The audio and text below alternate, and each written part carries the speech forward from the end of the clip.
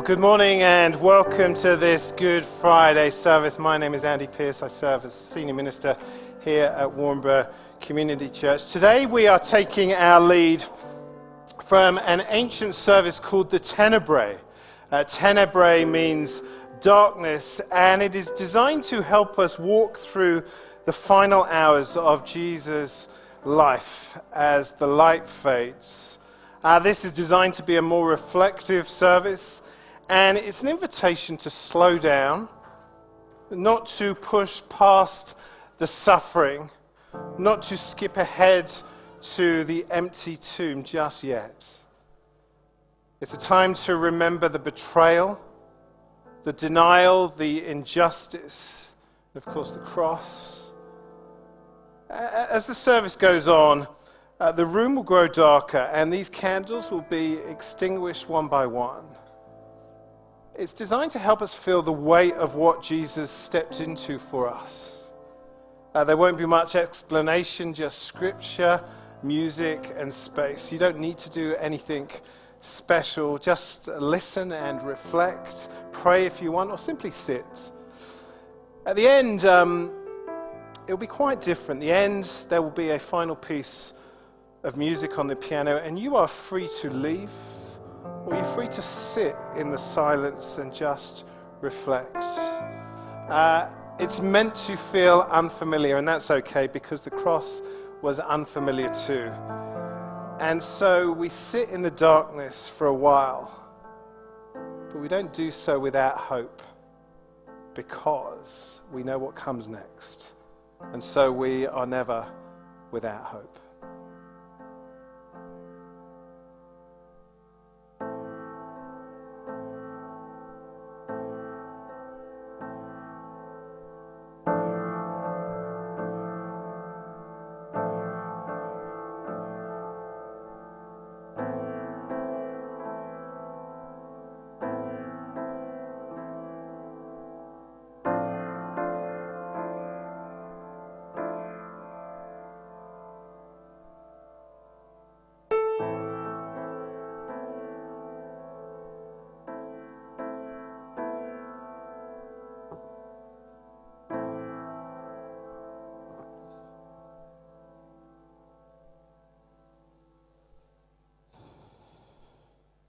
They went to a place called Gethsemane, and Jesus said to his disciples, "Sit here while I pray."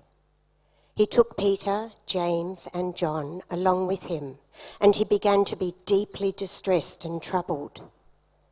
"My soul is overwhelmed with sorrow to the point of death," he said to them. "Stay here and keep watch." Going a little further, he fell to the ground and prayed that if possible, the hour might pass from him. "Abba, Father," he said, "everything is possible for you. Take this cup from me, yet not what I will, but what you will." Then he returned to his disciples and found them sleeping. "Simon," he said to Peter, "are you asleep? Couldn't you keep watch for 1 hour? Watch and pray so that you will not fall into temptation. The spirit is willing, but the flesh is weak." Once more he went away and prayed the same thing. When he came back, he again found them sleeping because their eyes were heavy. They did not know what to say to him.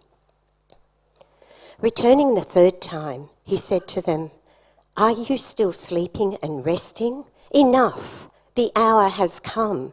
Look, the Son of Man is delivered into the hands of sinners. Rise, let us go.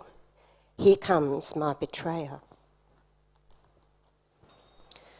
Just as he was speaking, Judas, one of the 12, appeared. With him was a crowd armed with swords and clubs, sent from the chief priests, the teachers of the law, and the elders. Now the betrayer had arranged a signal with them. "The one I kiss is the man. Arrest him and lead him away under guard." Going at once to Jesus, Judas said, "Rabbi," and kissed him. The men seized Jesus and arrested him.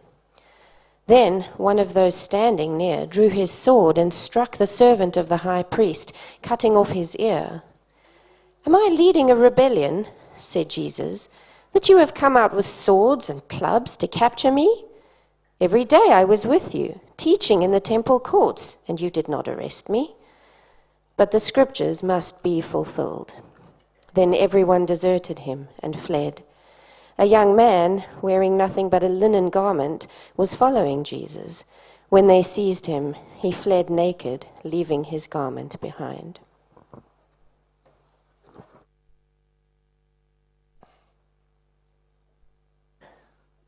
Well, welcome again to this Good Friday service. Special welcome if you're new, if you're visiting, if it's your first time in a long time. Earlier this week, my son was given this, a little figurine of Jesus. Isn't it cute? It's a lovely gift, something he can hold on to, he can carry around, he can get him out when he wants to, he can put Jesus away when he wants to. When he's in trouble, he can bring him out and remember who Jesus is. And if we're honest, that's sometimes how we treat the real Jesus. Convenient, manageable, small enough to carry around. Today we're doing something slightly different to what we do on a Sunday. We're going to look at 3 details of the events of the cross. We're going to look at a cup, we're going to look at a crown, and we're going to look at a cry.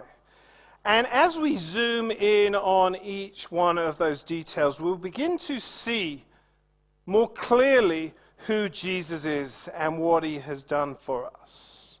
And my prayer is that we don't walk away with a small Jesus, but we go out those doors with a bigger, clearer, and more awe-inspiring view of who Jesus is and what he's done for us.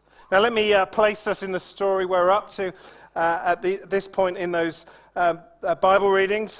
Just moments before Jesus has shared the Last Supper with his disciples. It's a final meal where bread was broken, where wine was shared, where words about his body and his blood given for them were shared. And at that table, there is something extraordinary happens. Jesus says something extraordinary. He says, "One of you around this table will betray me." And as he does so, Judas has already slipped out the door and set things in motion. And so at this point in the story, the cross is no longer distant. It's close. It's very close. And now we're taken into the Garden of Gethsemane, and we are just hours before everything unfolds. And we hear these words of Jesus. He says, "My soul is overwhelmed with sorrow to the point of death." This is Jesus. And he's saying he feels like he is being crushed from the inside, that he is about to collapse under the weight of what is coming. I wonder whether you ever felt like that. Your heart racing, your chest tight, your mind spinning. That sense of something terrible is coming and it's all about to land on you.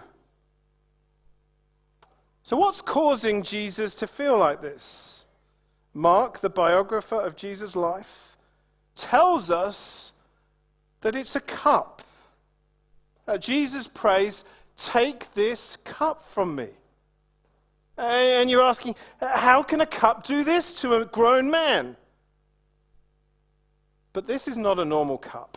This is a cup with a story, with a backstory, a long history through the Bible.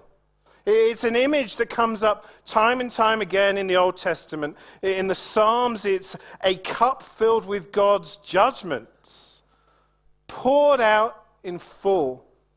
In the prophet Isaiah, it's called the cup of God's wrath. In the prophet Jeremiah, the nations drink this cup and they stagger.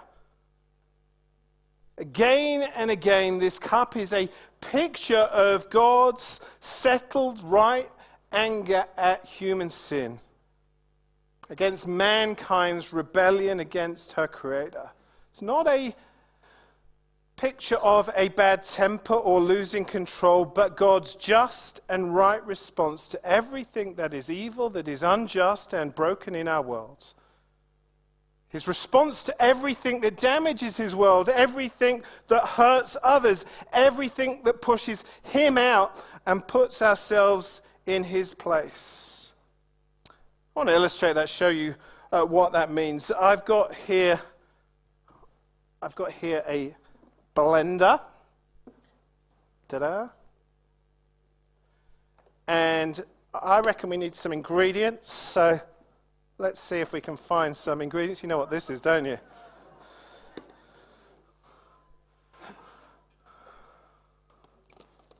Let's get some ingredients in there. Every act of cruelty. Ooh, what have we got in here? Every lie. What else we got? Every moment of selfishness. Every time someone has hurt someone else. And we could go bigger. Every war, every abuse, every disaster. And it's not just out there, it's in here too. I found this outside. Every piece of selfishness. Your selfishness and my selfishness put into one cup.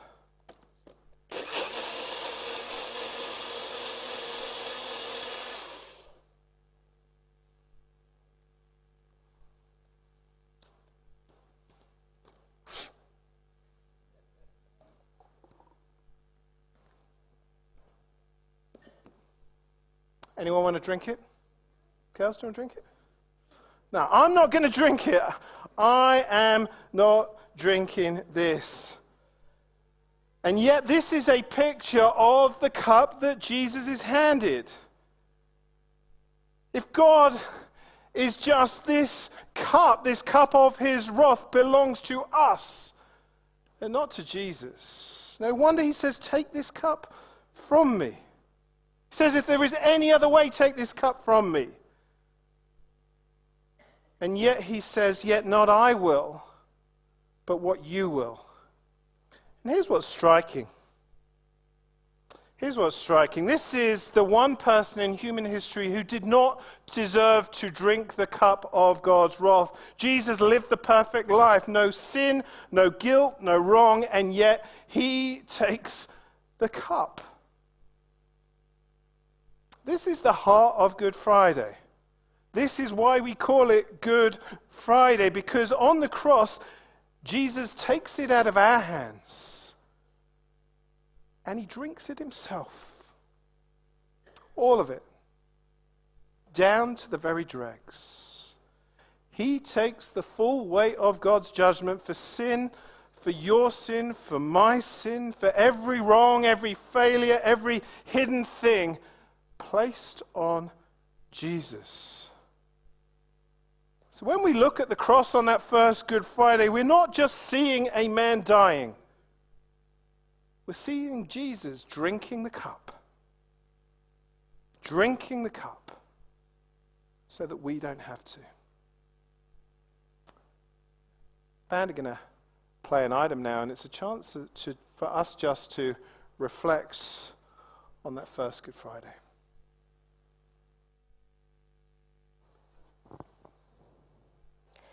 Very early in the morning, the chief priests, with the elders, the teachers of the law, and the whole Sanhedrin made their plans. So they bound Jesus, led him away, and handed him over to Pilate. "Are you the king of the Jews?" asked Pilate. "You have said so," Jesus replied. The chief priests accused him of many things. So again, Pilate asked him, "Aren't you going to answer? See how many things they are accusing you of." But Jesus still made no reply, and Pilate was amazed. Now it was the custom at the festival to release a prisoner whom the people requested. A man called Barabbas was in prison with the rebels who had committed murder in the uprising. The crowd came up and asked Pilate to do for them what he usually did.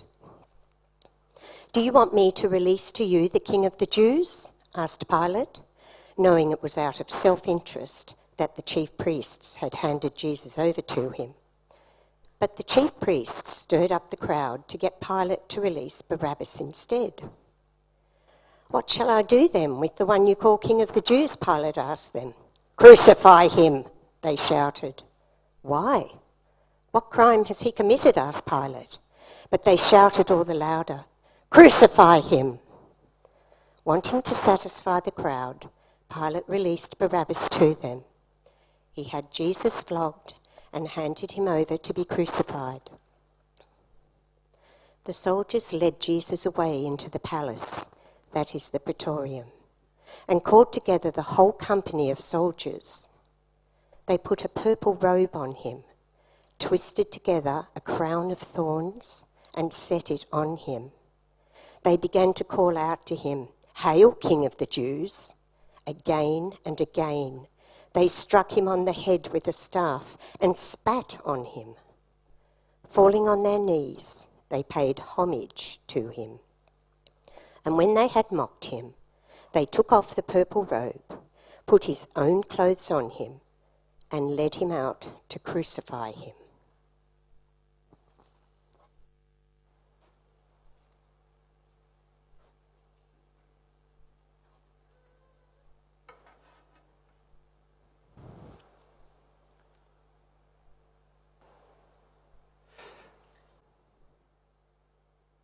Then they led him out to crucify him.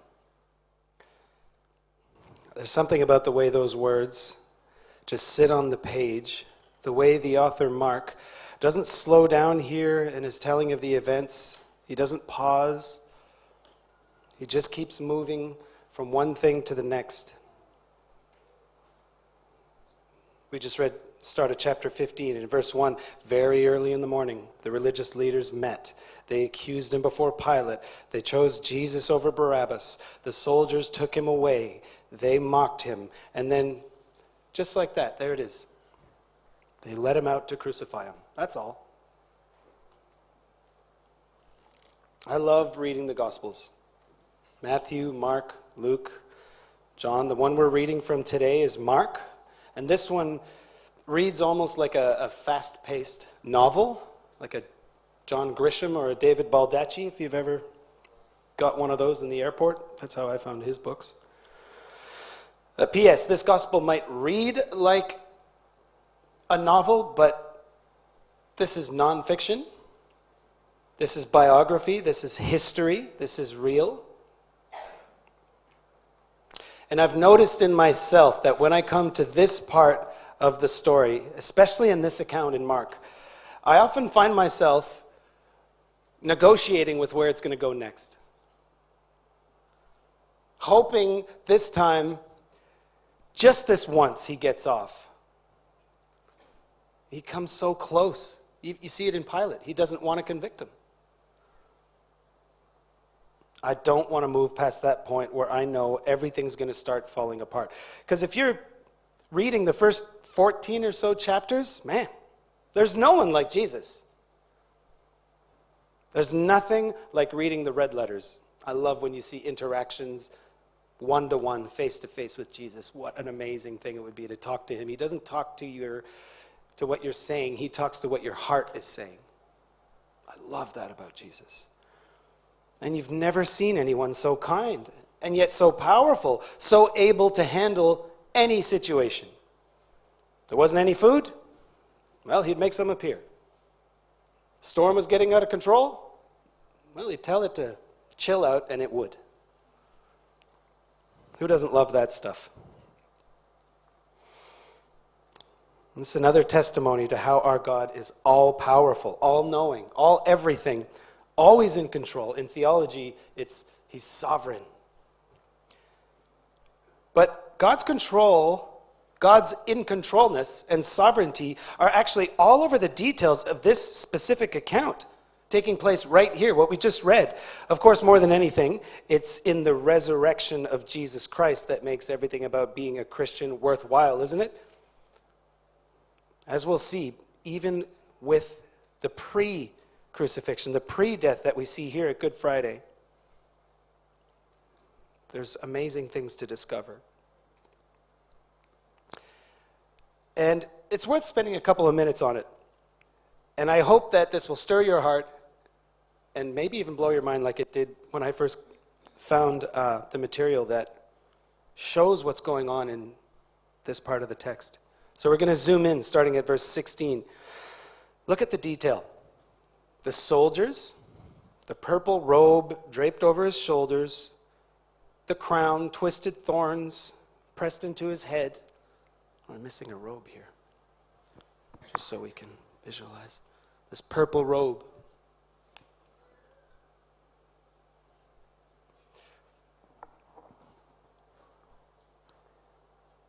They kneeled, they mocked, they struck him, they spit on him.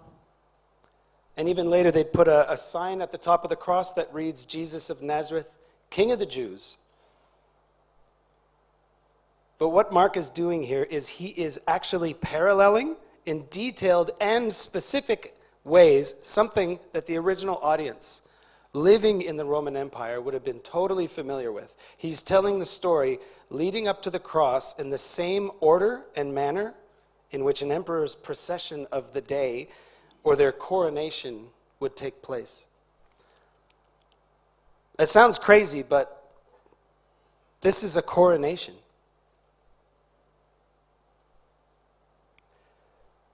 There are actually several recorded examples in history, one of the most detailed being the coronation of Nero, perhaps the most brutal of all the emperors, known for using Christians as human torches to light up his front lawn. Not a great guy. And what Mark does here is remarkable. Step by step, Jesus moves through every stage of that ceremony in order. There are 9 steps. I'll just take a look at 3. So, step 1 of a Roman coronation, the royal guard gathers in the praetorium.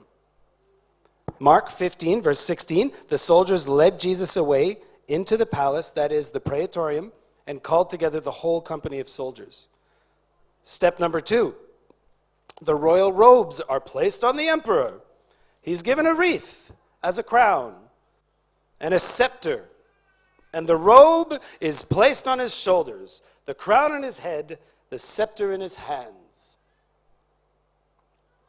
Mark 15, 17, they put a purple robe on him, then twisted together a crown of thorns to set it on him. And how about step 4, the sacrificial procession. So in this ceremony, there's actually a sacrifice offered to their gods. And there's an official who leads a sacrificial animal, usually a bull, and carries the weapon of execution, often an axe. Mark 15:21, they forced him, Simon of Cyrene, to carry the cross. So here, Jesus is the sacrificial animal, trailing behind Simon of Cyrene, who is the one carrying the weapon of execution. In this case, a cross. So Mark's crucifixion account reads like a coronation. In the darkest, twisted, and most horrific way, Mark's crucifixion feels like a king crowned with thorns in a world that doesn't even realizing it's kneeling.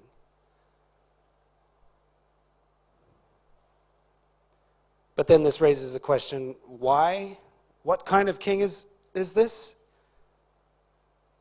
Why is Jesus' coronation so horrible if you're calling him a king? And why does Nero or Queen Elizabeth II, which had rumored to be around 4+ billion people watching her funeral and millions upon millions watching her coronation, how come they get this shiny, beautiful, polished? Well, no other king had the same purpose to fulfill that Jesus did. How about that?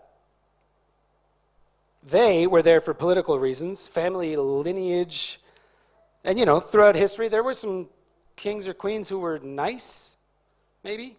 A lot of horrible ones too. And we might think we want what they have, but what we really want is what Jesus has to give.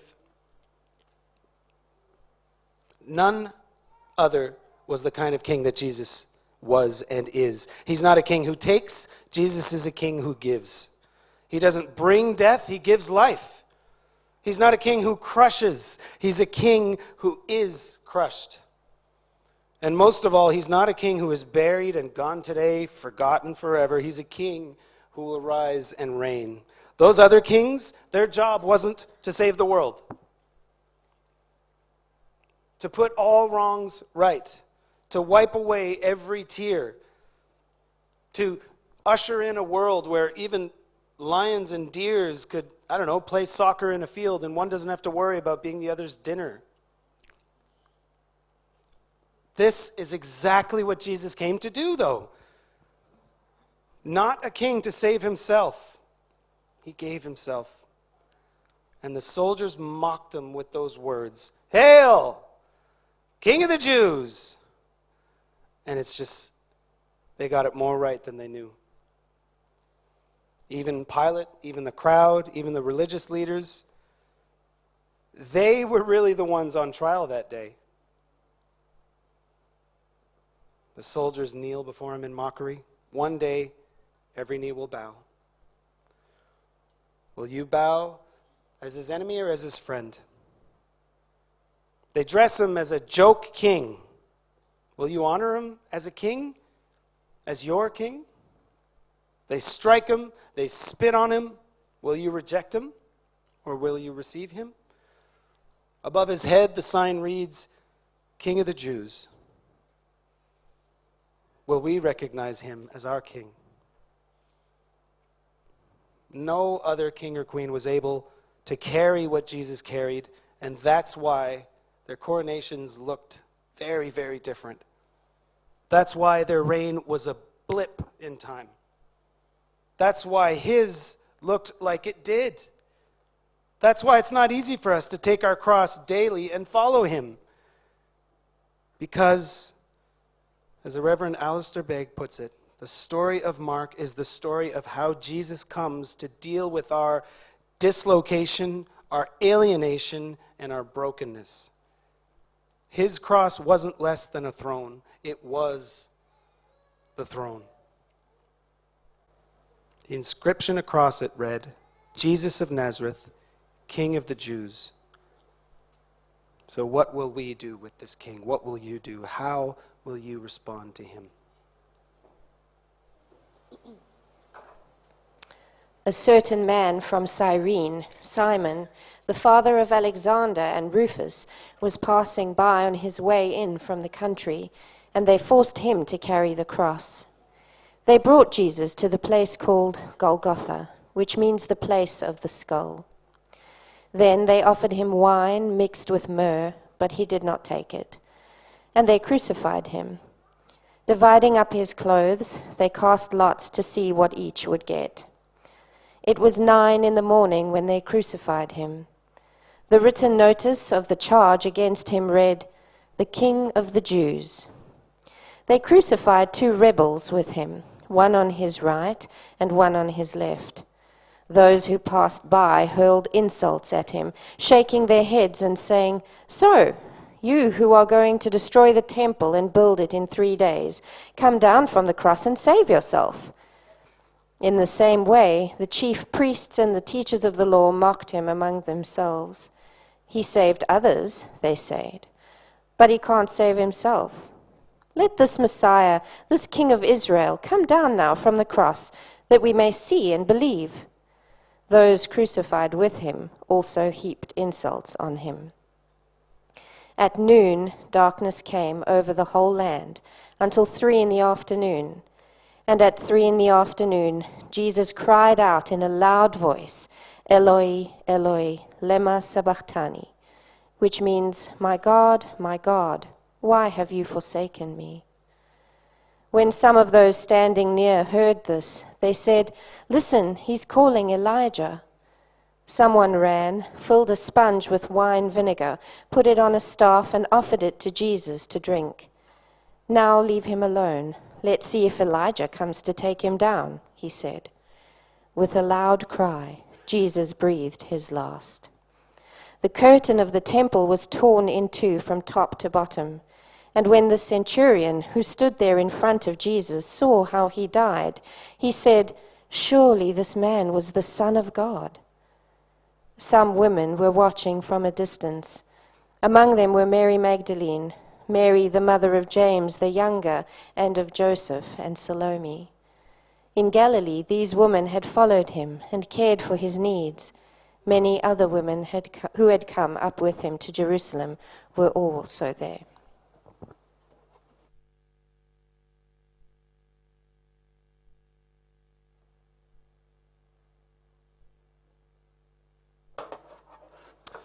Well, we have seen the cup, we've seen the crown, and now we come to the cross and to the cry. The story of the cross is one of the most brutal accounts of a person's death in the whole of literature.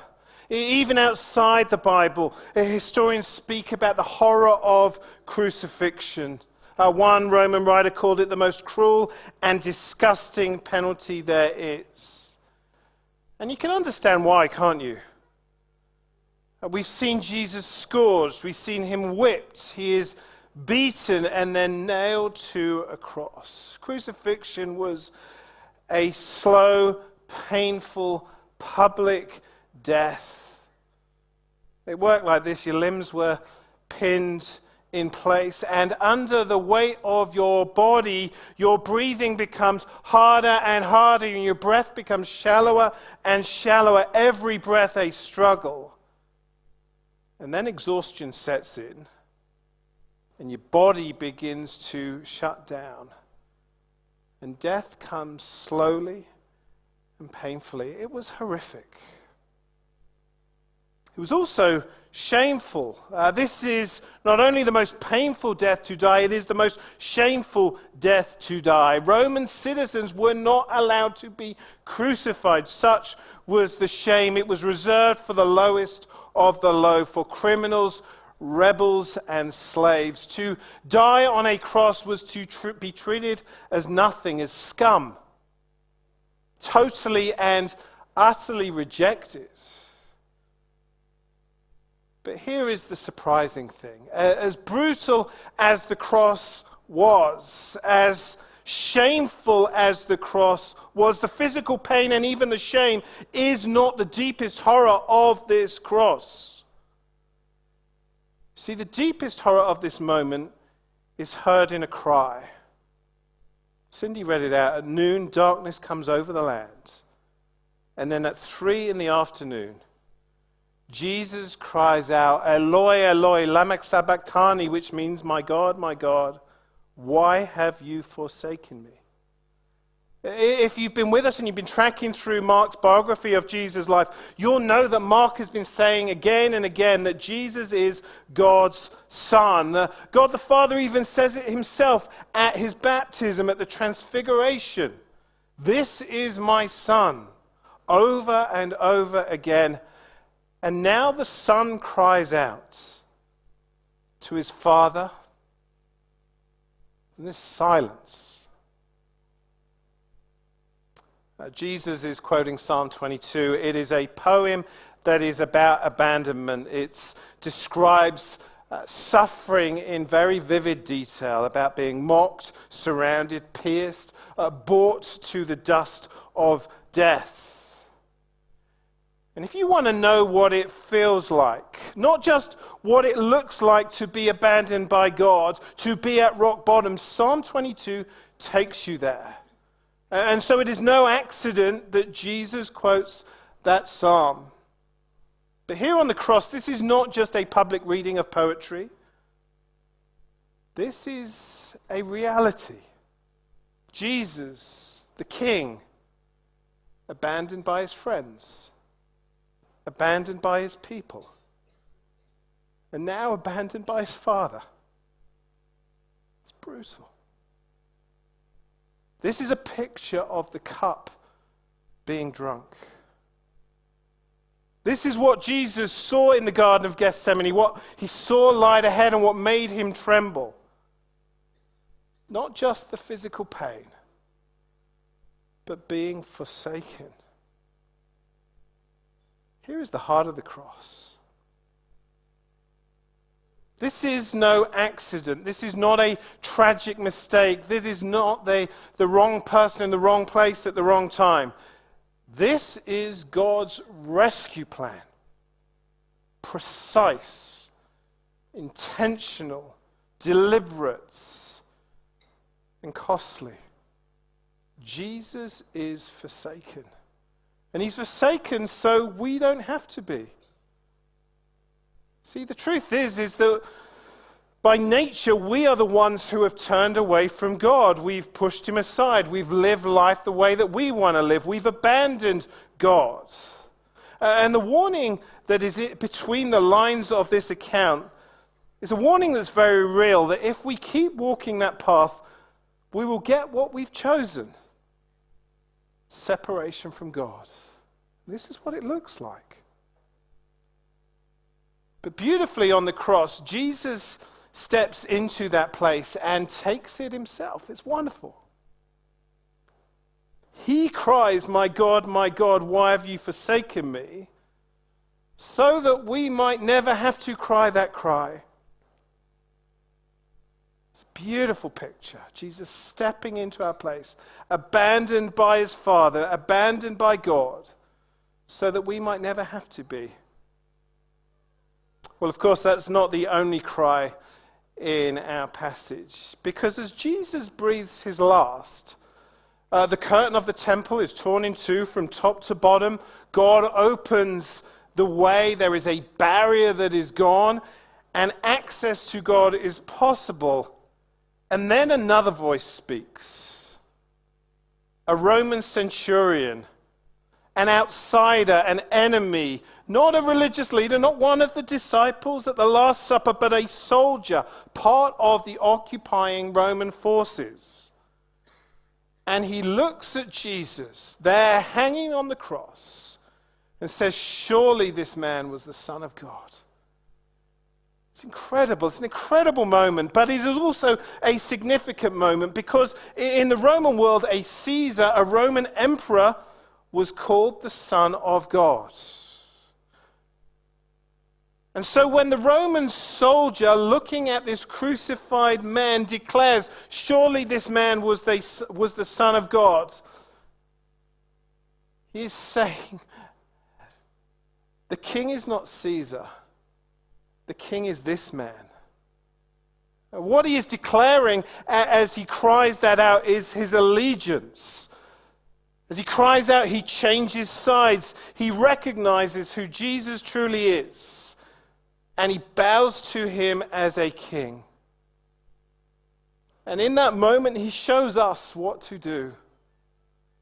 He says, "See the cross. Hear the cry, recognize who Jesus is, and respond to him as a king." Not by keeping him at a distance, not by keeping him small, but by trusting him, following him, giving our allegiance to him.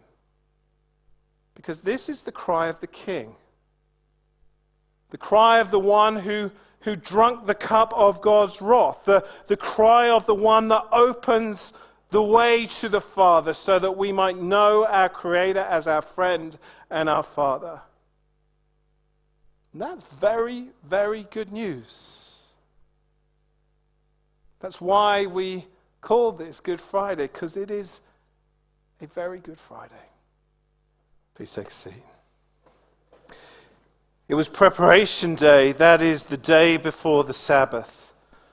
So as evening approached, Joseph of Arimathea, a prominent member of the council, who was himself waiting for the kingdom of God, went boldly to Pilate and asked for Jesus' body. Pilate was surprised to hear that he was already dead. Summoning the centurion, he asked him if Jesus had already died. When he learned from the centurion that it was so, he gave the body to Joseph. So Joseph bought some linen cloth, took down the body, wrapped it in the linen, and placed it in a tomb cut out of rock. Then he rolled a stone against the entrance of the tomb. The piano is going to play. You're free to sit, to pray, to reflect, and leave when you're ready.